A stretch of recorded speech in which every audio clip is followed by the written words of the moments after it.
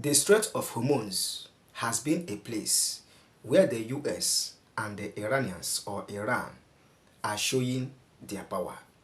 Now, President Donald Trump don't want to give up on the Strait of Hormuz. Iranian also don't want to give up on the Strait of Hormuz. Reason, Trump want to use the Strait of Hormuz to stop Iran from producing nuclear weapons, while Iran, on the other hand, don't want to give up on the Strait of Hormuz because they are making money from the Strait of Hormuz, or their revenue mainly comes from the Strait of Hormuz.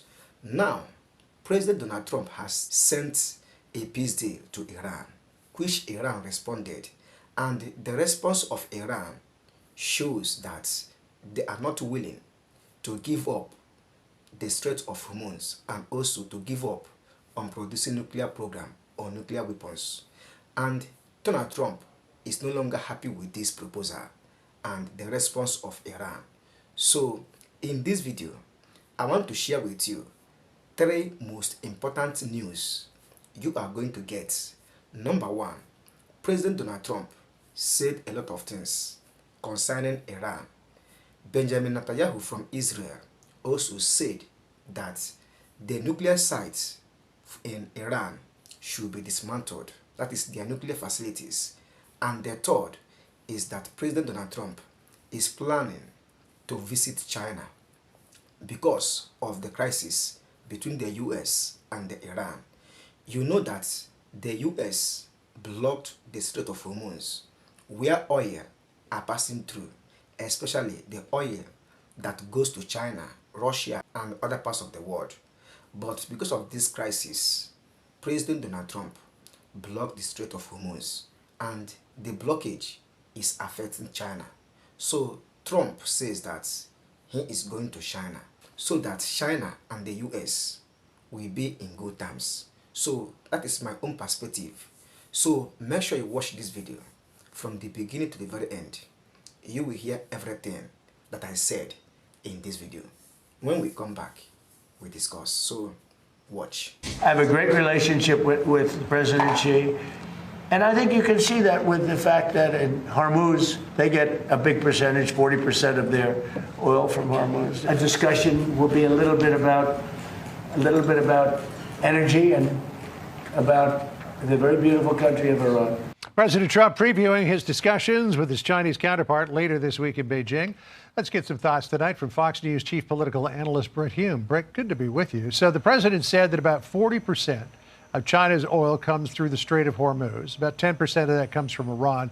30% comes from other countries in the Gulf region. So China does have a vested interest in getting this strait open and keeping it open. I think that's right, John. It does. But China is said to have considerable stockpiles of oil on hand. And it may now feel that the president is in a jam. And it's a good question whether Xi Jinping, despite the president's claims about their great relationship, will be in any frame of mind to want to help the president out here. The president obviously would love that, and you know he loves to talk about how good his relationship is. But I have my doubts as to whether he's going to get much help from Xi Jinping at this stage. I think the president hoped that this would all be behind him, and he would have a triumph to point to in his discussions with Xi Jinping. So I think it's going to be a good question here, what he can get. Yes, because, folks at home remember the president was supposed to go to Beijing to meet with Xi last month, but he postponed that because of the conflict with Iran. And I think you're right that the president hoped that this was all going to be over. But some folks, including former Marine General Arnold Punaro, think that Xi Jinping just might be able to play some sort of positive role in finding a way to a peace deal, maybe by leaning on Iran a little bit. This is what he said. They get about 10% of their oil from Iran, but they buy 80% of Iran's oil exports. So they can put pressure on Iran and say, look, if you don't do what's right and don't do something reasonable, we're going to move elsewhere. To that point, China has been buying more oil and liquid natural gas from the United States. But you still don't think that Xi Jinping would be in a mood to help the president out here? Well, I don't. unlike the president, I don't think Xi Jinping is at all sentimental about the relationship between the two men. The president kind of seems to be at times. I think certainly it is clear that China could help if it wanted to, because it's been an ally of Iran, and Iran is at the point now where it has fewer and fewer allies, it seems, every day. They've alienated, nearly all the Gulf Arab states, the Gulf oil states, and they got to be looking around the world for friends. Russia is weakened and hasn't been able to do much of anything to help Iran, although it is an ally. So I think that if China decided to weigh in here, it could make a big difference. Yeah. The question I have is whether they're going to be in a mood to do it. But the president's bringing with him a who's who of American business leaders. I mean, everybody from Tim Cook of Apple to Elon Musk. I think that's to, in some way, remind Xi Jinping, hey, there's a lot more currency for you, and having a good relationship with the United States than, helping support that rogue regime in Iran. Yeah, I suspect, John, that may well be right, but I think that those leaders, those figures, are probably more involved in the discussions about trade, which I think will be an important part of the agenda this time. We have some real issues with China on trade, continue to have them. They cheat like crazy on patents, and they try to steal our stuff and so on. I think the president would like to get some kind of help on that as well.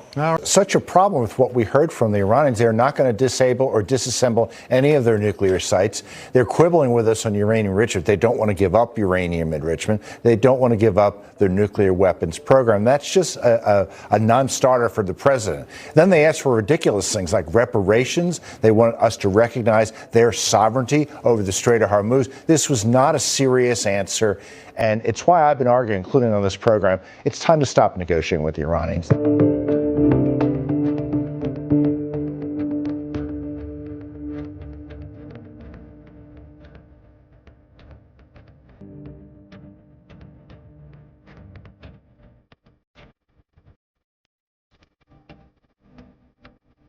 The president should dictate terms. We stop the war if you stop the war. If you don't stop the war, we're going to blow you to kingdom come. No other concessions, no other conditions from the Iranians. The Iranians lost this war conclusively.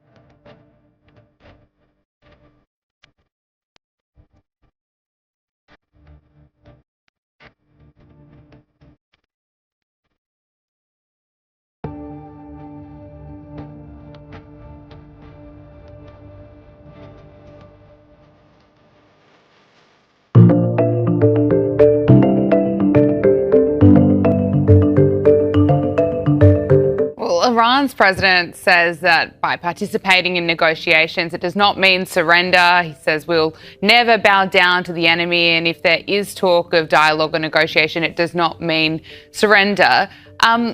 What do you make of that comment? Do you think it's in Iran's interest to keep this war going? Well, clearly it is not in Iran's interest to keep, if you're speaking of the Iranian people, it's not in their interest. It was never in their interest. The Iranian state, this Islamist theocracy run by terrorist thugs, obviously their fanaticism, their belief in this endless jihad against the West, which is part of their quest for nuclear weapons. Their idea of negotiations is what happened between them and the Obama administration and the Biden administration, which is basically they hold their ground and the Americans gradually give in and give in and give in and give them everything they want, which is what Obama's 2015 nuclear deal essentially was, which far from preventing a nuclear weapon, it guaranteed they would eventually get one. They're dealing with a different sort of customer in Trump, and they don't like it. And they keep, holding on, expecting him to fold as Obama did, and as Biden was always prepared to do.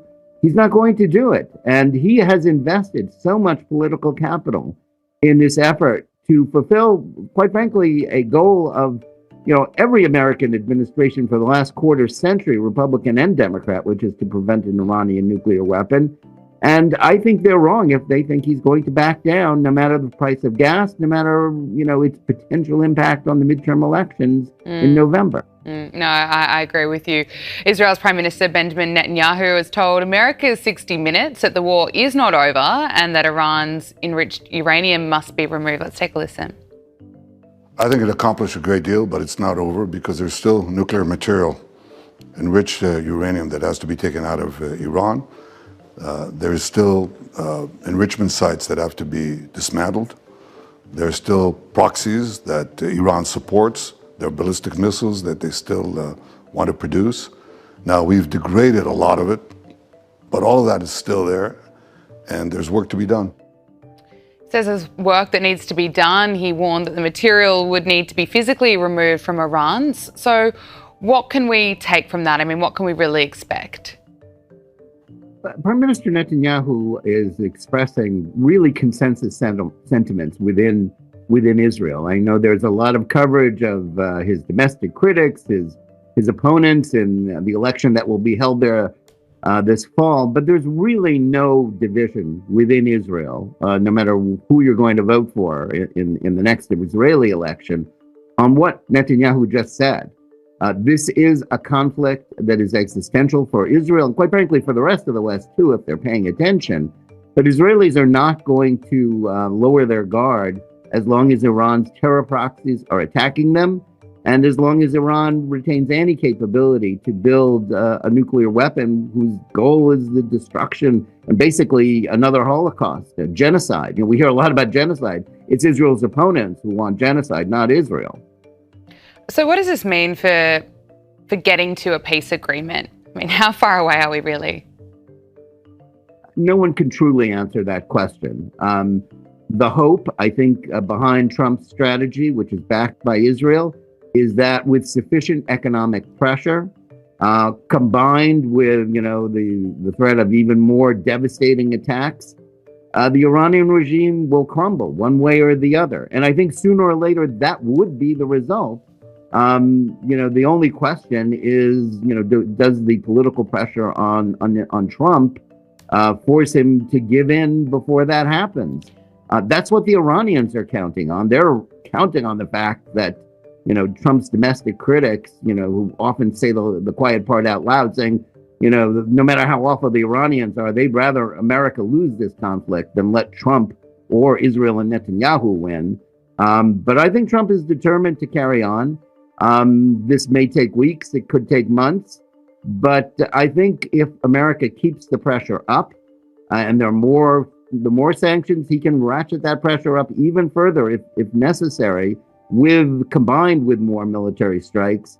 I think sooner or later he gets the result he wants, and I don't believe he's going to give in for anything less. I think the Iranians are playing a losing hand, expecting him to fold, expecting his, the Democrats and other Trump haters or Israel haters to force him to give in. And I think, he's already all in on this. If he was that worried about its impact on the midterms, he never would have done any of this. So I think sooner or later, and I can't give you the date. Obviously, Trump couldn't give you the date when that's going to happen. Sooner or later, this regime, is a house of cards. It will fall. When that happens, it's just a matter of, they think America will get tired first. They think the West will get tired first. I think anyone who cares about the Iranian people or about Middle East stability or peace has to hope that is a wrong bet. Yeah. Look, Donald Trump is set to meet with China's President Xi Jinping. They're expected to, of course, be discussing the Iran war. They're also set to discuss Taiwan, AI, and nuclear weapons, as they also weigh up extending a critical minerals deal. This is according to US officials previewing Donald Trump's two-day visit to China. Jonathan, what are you expecting from this meeting? I'm expecting, a lot of happy talk. Quite frankly, I would be surprised if there were, if the two sides walk away angry. I think Trump wants to get some kind of agreement to basically force China to, back down and, to basically be committed to better relations with the United States. You know, they are America's geostrategic rival in the 21st century, the greatest threat to the West. But they're also heavily invested in the West, which, you know, on the one hand can be scary. On the other hand, you know, it's like when you owe the bank, you know, $100,000 the bank owes you, you owe the bank, you know, millions of dollars, you own the bank. And I think that's part of the reason why he'd like China to invest in the United States. I think he wants to compromise their position. I think that's, you know, that's questionable because China is, you know, is not a fair player when it comes to economics. Their motives are always suspect. But Trump is a great believer in his ability to get deals and to, you know, sweet talk other world leaders into doing what he wants. Sometimes he succeeds, sometimes he doesn't. But, you know, he's always gone back and forth between being a China hawk and speaking about the threat from China to being the China deal maker. And it's kind of up to the Chinese as to which you know, it's not so much up to Trump. I think it's up to the Chinese as to which Trump they want. Because if they want to play ball with him, you know, he'll be a deal maker and not a hawk. Well, we'll be watching it all very closely. Editor-in-Chief of the Jewish News Syndicate, Jonathan Tobin, thank you so much for your time. We really appreciate it. Thank you for watching. I really hope that you enjoyed this video and you heard everything concerning what Donald Trump said, what Benjamin Netanyahu said, and the meeting Donald Trump wants to have with Xi Jinping of China. Remember, this crisis is affecting China and also affecting Iran because Iran is no longer making money they used to make from the Strait of Hormuz. And the third one is that President Donald Trump really wants peace with Iran. But because Iran don't want to give up on nuclear weapon, that is why they keep rejecting President Donald Trump's peace proposal. So, what do you think concerning this video? Since Iran has rejected peace deal with President Donald Trump because they want to continue with their nuclear program. And Trump says that Iran will never have nuclear weapon. What do you think will be the next? Drop your opinions in the comment section. Let's know what you think. I really appreciate your time for watching this video. For more news and updates like this, join me on this channel by subscribing and make sure that you turn on the bell. Anytime I publish the next video, YouTube will get you notified. See you in the next one, and bye.